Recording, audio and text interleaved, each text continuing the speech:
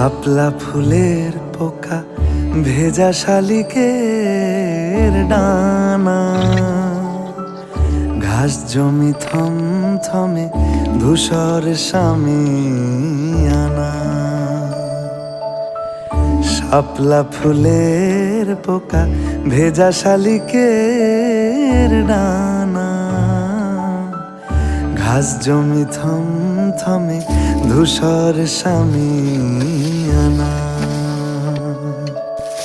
পাশ দিয়ে পথ গেছে দূরের থেকে দূরে,